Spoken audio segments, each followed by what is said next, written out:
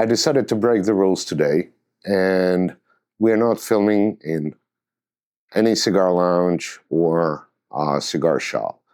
We are filming at my friend's place, Bruce Silberberg, and the story that he's going to tell you is the story of a very strong character.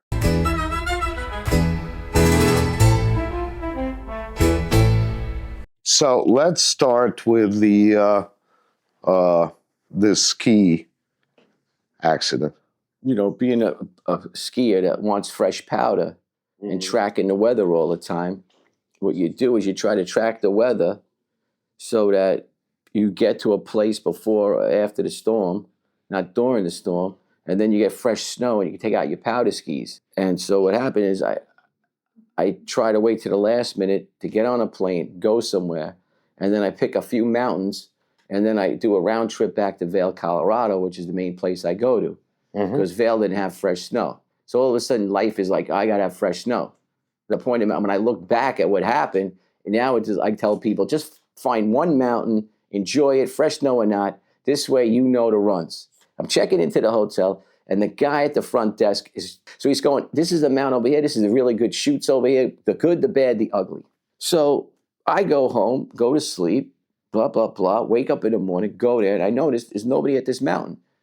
So I go off the lift, turn right. I said, I'm really going to go right. I want to go left. So I lose all my momentum, and I know I have to trek, so I pick up speed. So I had to I'm picking up speed, and next thing I'm looking into the sun, and I'm like, why am I looking into the sun like that? And I felt as though there was no ground. You were flying. Basically, I was flying, and I'm like, almost like, you're like a cartoon that's like, what? Like, what? You know what I mean? But at the same point, you're like, not like that. And next thing you know it, you're just going, up in the air, and you're looking, and you're like, do not hit these tree stumps, You're looking like this, don't hit them, don't hit them, don't hit them. And all of a sudden you hit, boom, and you're like laying there in the snow, and you're like, wow, I didn't hit my head, whatever. Then you look around, and you look up, and you're like, what's this ski doing all the way up there? What's this ski doing all over there? What is going on here? So I sit up, and I'm like, my legs are out, and I'm looking at my leg, and I'm like, is that leg alive over there? And the funny thing is, it's my left leg, and I have a pronated foot. I go, get up, go get up and get your crap together, you're fine.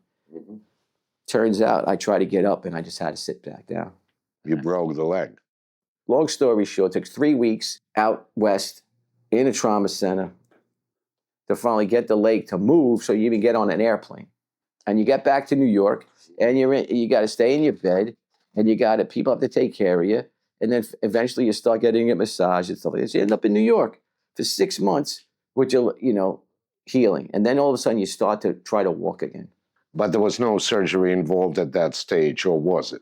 No, the surgery all happened, and I saw the chicken wire wrapped around my leg. It looked like the 59th Street Bridge.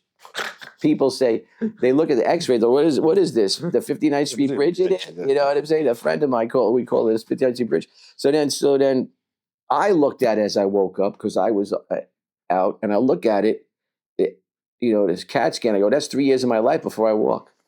So then I start walking again, and I'm starting to do my rehab and everything like that, and the leg's not working the way I wanted to. So you were still limping?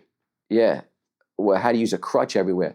So I would go back to work with a crutch and go work on people and have the upper body strength to do everything.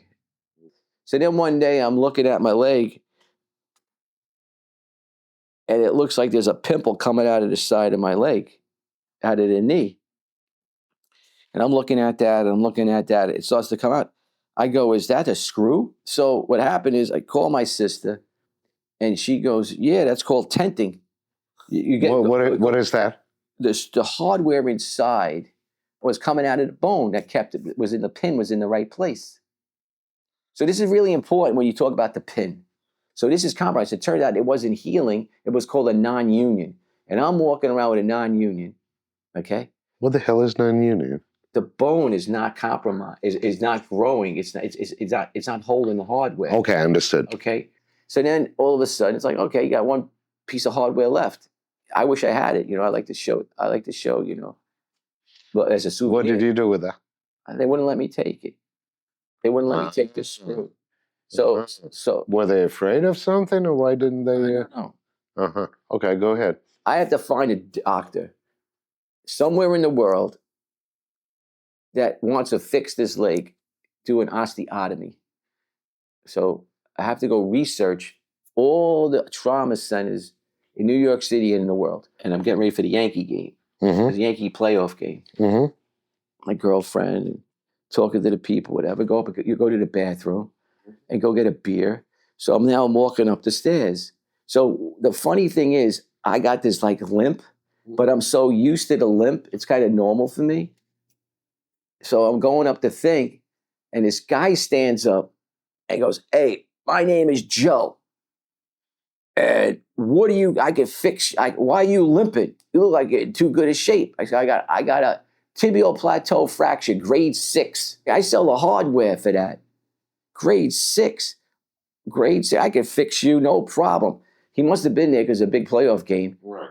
So I grab him, we go up. Now we got, the phones. We open up, I show him in the picture. He goes, "Oh, well, you already had it done." Of course I had it done. This and this and this. He goes, "Did you go to this doctor?" Philip Leutch, Dr. Leutch. So I got all his information, his phone number. I go back to the game. So that Tuesday, I go to the office. The doctor's waiting for me there. And so I said, "Well, I got to do this and this and this." He goes, "No, you don't. Well, my sister's an orthopedic surgeon. She said I have to do all this stuff first." He goes, "No, you're healthy enough. This and this and this. We're going to do it. Pick a day when the baseball season's over." Goes on. We do the surgery. And he wake up from the surgery. And he comes up to the room and he's like, look what look what happened versus what. So basically he took the whole leg, opened it up, changed all the hardware, reversed the whole thing, put the screw in the right place, right? I have no knee pain. I never had knee pain. There's really no, there's really no pain. Just don't do this, don't do that. Mm-hmm. He took, he did everything right in the area. There were all these different procedures, but he did everything clean, beautifully. He just did a wonderful job on my leg.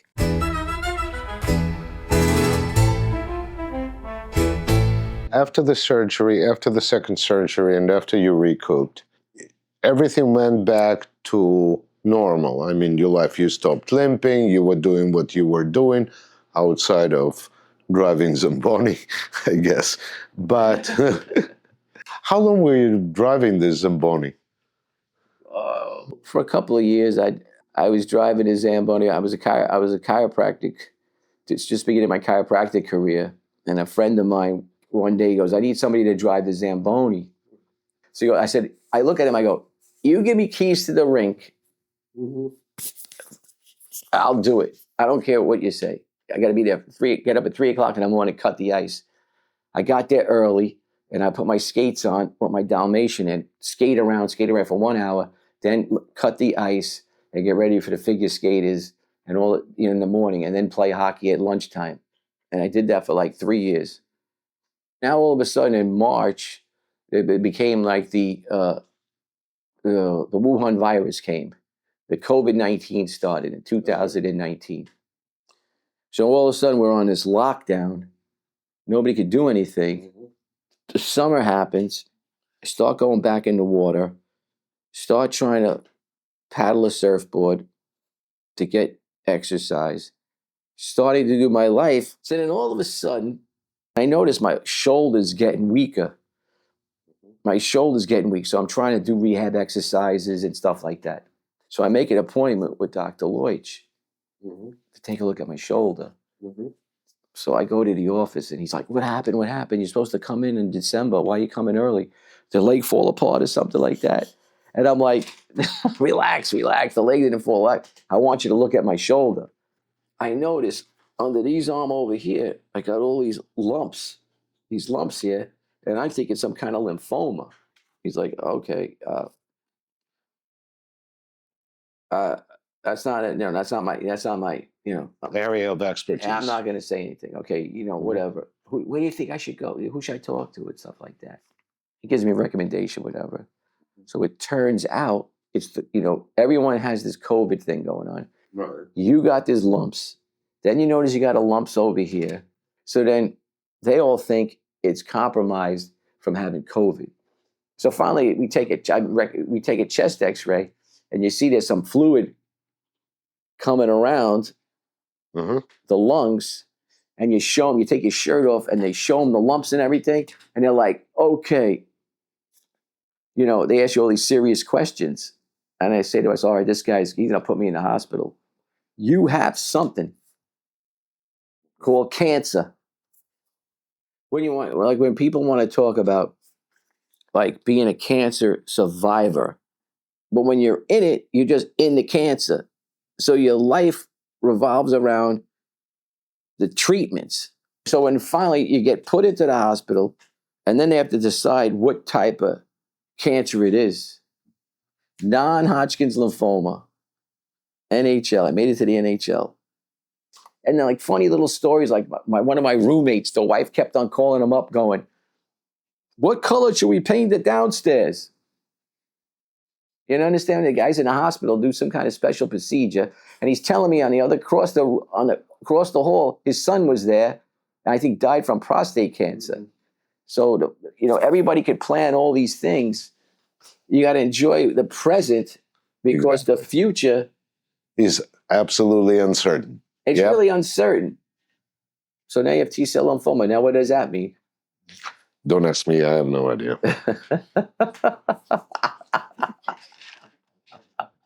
You know what I mean? That's what happens. So you get the T-cell lymphoma, and you go from there to the treatments, and you get the chemotherapy, and then you have 3-week periods. And you finally start feeling good. You got to give you more chemo. Are you going to live? Are you not going to live? So you're trying to plan everything around life because you don't know if you're going to live. So you're just living for the now. Well, you used to sit there and you used to lay there and meditate and say, are you taking me out? Am I still going to live? Am I still living? Because now that you're a survivor, so then they say, I have to go see this particular doctor to do a bone marrow transplant. So now they're going to get a donor to give you a certain part of their blood. And they do this thing with you, the transplant, I call it young Frankenstein. So it's like, what do you mean a young Frankenstein? It's like you're in the hospital, they start to they take your immune system, they take it down to 0, they wipe out all your blood cells. Then they put these cells in there. Those cells know to go to the bone marrow for somebody else's cells. So then you're in the you're going through all these different gyrations in the hospital because it compromises you, and you start shaking. You get these different things that happen to you while you're in the hospital. They give you chemotherapy that wipes you out. That you're like a skeleton within like 10 days, which it took like 3 months with the first kind of cancer, with the kind of treatment for cancer. And they have special this, special that, this, and this. Bring it in, transplant like an organ comes in the box, they put the blood cells in you. A special nurse comes, they have everything hooked up to you. So you're like laying there and you're like, wow, like all the training and all the stuff you did, even though is all now being used so that you could survive this procedure. But at the same point, you think you could go back to your life that you had before. But in actuality, now that I'm surviving, it's tough. It's a tough thing to do. You're just adjusting to just surviving.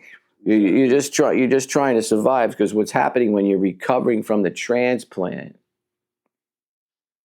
you lose your tastes, things start to change. You're wondering why this is happening, but it's just part of healing, or part of becoming a human again. So it's almost, you got rebirth. You become another person. It's like you're the person, but you went through so much. It's like you got hit. You're in an undertow. You got hit in the undertow. That leads to the third part.